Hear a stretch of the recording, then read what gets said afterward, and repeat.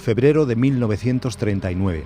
Desde el castillo de Perelada, el restaurador del Museo del Prado, Manuel Arpe y Retamino, observa grandes incendios a lo lejos, en Figueres. Las tropas del ejército franquista están a un paso de tomar Cataluña y la Segunda República de desaparecer. Una marea humana trata de salvar su vida cruzando al otro lado de la frontera, mientras un grupo de 8 personas y cientos de soldados coordinan una operación histórica: evacuar las joyas del patrimonio español para librarlas de su destrucción. El éxodo general, aquello en la frontera, era el caos más absoluto que te puedas imaginar.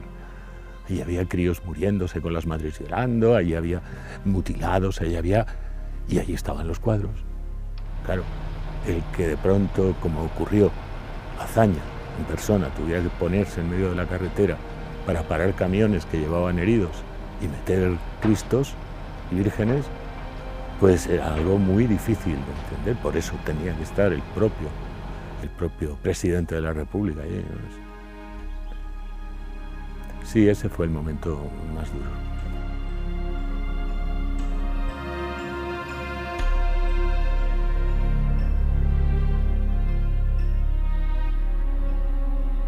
El cargamento había salido de Madrid acompañando al gobierno de la República en noviembre de 1936, dentro de cajas y en camiones.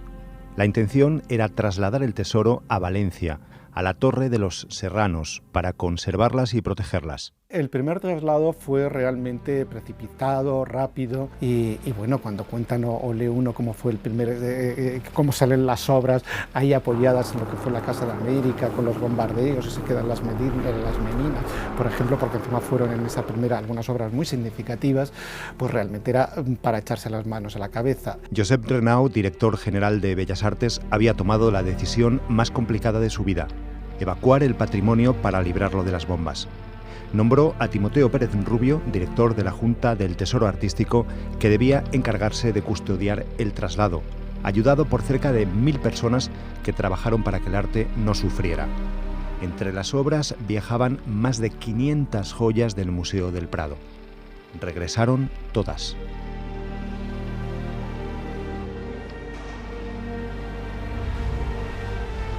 Bueno, la experiencia de la evacuación del Prado y de lo más importante del patrimonio artístico español en su éxodo por España y su exilio final a Ginebra en el año 39 fue un precedente fundamental de la política de evacuación que después se generalizaría durante la Segunda Guerra Mundial.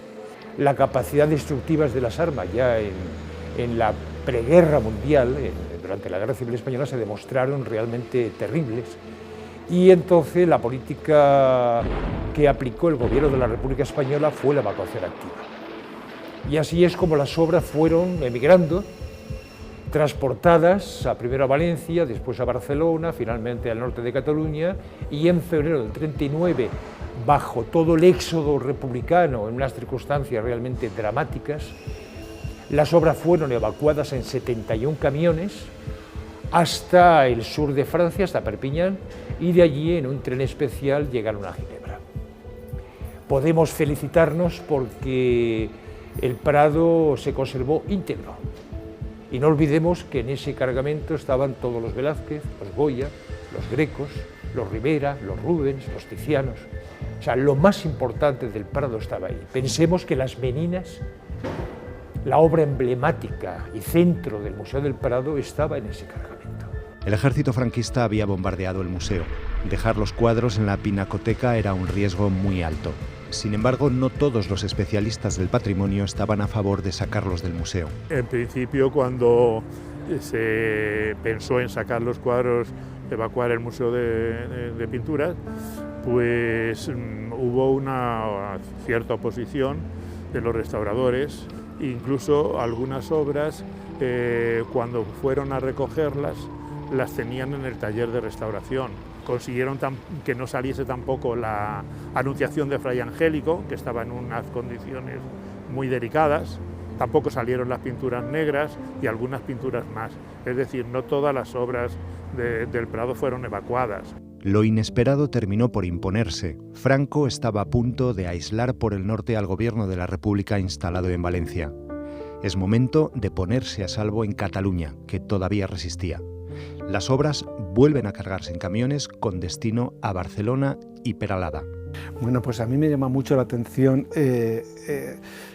el interés que puso el pueblo español en conservar ese patrimonio. Cuando se llevan, ya salen los camiones por la frontera, estaban las fronteras cuajadas de heridos, de gente andando, de gente que no podían, vamos, y se tienen 70 camiones, daban ganas de tirar los cuadros para recoger a esa gente por los caminos, ¿no? En el fondo, ¿no? Entonces, digamos que todo el pueblo español ayudó a esa conservación. Hoy conservamos todo el patrimonio precisamente por ese interés. En el camino ocurre el único percance con efectos terribles.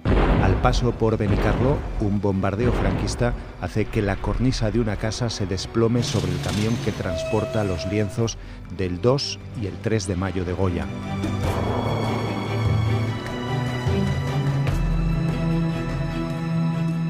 La carga de los mamelucos queda destruida en casi 20 pedazos. No supo realmente lo que había pasado hasta que, estando ya en Perelada, le entregaron los 18 fragmentos de los cuadros enrollados en un palo. Me da temor. Entonces ellos, Tomás, hizo el reentelado de los cuadros en la cocina del Palacio de Perelada. Hubo que traer los materiales del extranjero y, claro, en unas condiciones de esas de emergencia es admirable y ejemplar el trabajo de forración tan bueno que hicieron. Sabemos que faltan 2 fragmentos de la carga de los mamelucos que no se pudieron recuperar. Una década después de los acontecimientos, Manuel Arpe y Retamino, que estuvo junto a la caravana desde el primer al último día, escribió sus recuerdos en el despacho del general Millán Astray. Por eso, el escrito camina entre la crónica y el informe de delación. Sus nietos no saben de qué manera se conocieron el militar y el restaurador, pero tenían una relación especial. Menos mal que íbamos bien equipados, joder. Si no. Bueno, en primer momento él tampoco era republicano y él pensaba que lo de la república era un desorden y que él era una persona conservadora y monárquica, por lo cual lo primero que trató de hacer, me imagino, que viendo las circunstancias, una, por propia supervivencia, y 2, porque realmente él era una persona monárquica y conservadora, por lo cual pues buscó precisamente rápidamente alinearse a favor del gobierno de Burgos, pero eso sí, siempre él ponía por delante los intereses del tesoro artístico a los suyos propios. Vamos, en todas las partes del libro siempre él trata de permanecer porque su mandato, sea de la República o sea del gobierno de Burgos, es siempre la protección y la conservación del tesoro artístico del Museo del Prado. No todos los que ayudaron a poner a salvo las obras corrieron la misma fortuna que el restaurador. Elena Chacel, hermana de Blanca Chacel, se encargaba de documentar y registrar cada movimiento de las piezas y sus cajas. Apenas tenía 20 años y se había presentado voluntaria para formar parte de la expedición de protección y salvaguarda de los cuadros durante el trayecto. El representante del gobierno de Franco les presentó una carta en la que ponía que de adhesión al gobierno de Franco, a las ideas y arrepentimiento por todo lo hecho al lado de la República.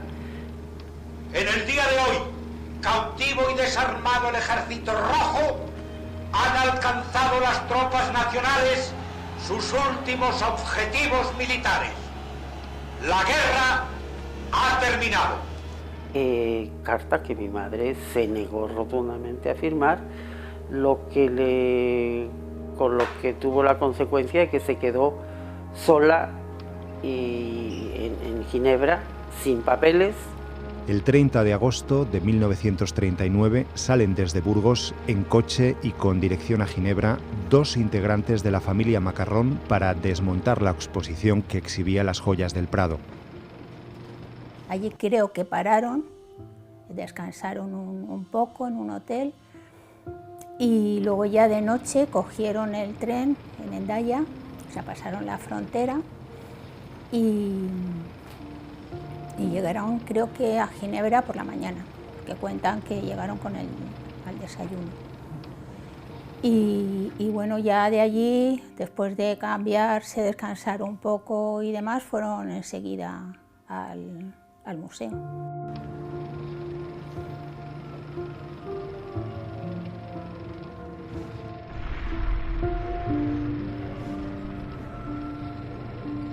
Los Macarrón se habían encargado del embalaje de todas las piezas en cajas hechas a medida, pero el encargo más difícil de todos fue embalar de nuevo las meninas, las hilanderas, las majas, los mamelucos, los fusilamientos, meterlos en el tren y regresar a España.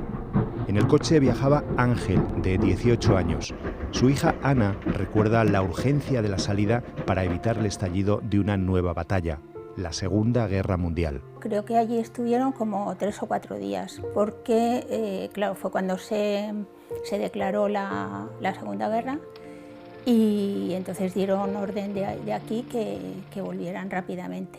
Juan le dijo a Muguruza, pero ¿y aunque se estropee algo? Y este dijo, aunque se estropee algo, aunque sean las meninas, pues aunque sean las meninas. El tren atravesó Francia con las luces apagadas ante el temor de un ataque alemán. Era el último convoy civil que atravesaría las líneas férreas francesas. Habían escapado a una guerra y parecían condenadas a una nueva. Pero el 9 de septiembre llegaron a Madrid sin problemas, o casi. Después hubo problemas con las meninas para pasarlas por otro sitio difícil y el sargento que estaba al frente de la operación le dijo que él no iba a detener el convoy, que si era necesario arrancaba el cuadro del bastidor y lo enrollaba en el palo de una bandera. Fijaros qué momentos tan dramáticos. Aquella fue una experiencia inédita y arriesgada que terminó variando los manuales de prevención de riesgos. Los manuales de museística lo que aconsejaban es que en caso de guerra se bajaran las obras a los sótanos, se bajaran o se crearan unas especies de búnker o los sitios más protegidos, ¿no?, dentro de los museos. Poquito antes de declararse la Segunda Guerra Mundial va a hacer lo que va a hacer el Louvre, va a cerrar el museo y va a llevar todas las colecciones a depósitos, como se había hecho en España del sur de Francia, sobre todo los castillos del Loire. Pero entonces, ¿por qué ha tenido esa odisea tan poco reconocimiento? ¿Cómo es posible que un episodio tan espectacular de la historia reciente de este país permanezca casi olvidado? Pues hombre, es tan poco conocida porque durante todas las etapas del franquismo aquello fue algo condenable.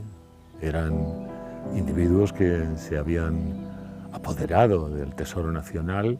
Es absolutamente falso. A la República jamás se le ocurrió la posibilidad de vender ni una sola obra, aunque fuera para comprar tanques. Goya, Velázquez, El Bosco, Tiziano, Tintoretto, Rubens, El Greco, Durero, Rafael, Rivera, Zurbarán, Patinir, Van der Weyden, Cranach, Mantegna, Bruegel, Van Dyck, Veronés. Pinturas amenazadas por un mundo para el que no fueron creadas y rescatadas de la destrucción por un grupo de personas pendientes de reconocimiento. Pero la mayoría de los integrantes, que eran de ambos bandos, lo hacían por amor al arte. Ellos acuñaron una expresión que era, bueno, sabemos muy bien que si acertamos en esto, nadie va a recordar nuestros nombres, pero como lo hagamos mal, no nos van a olvidar en toda la eternidad.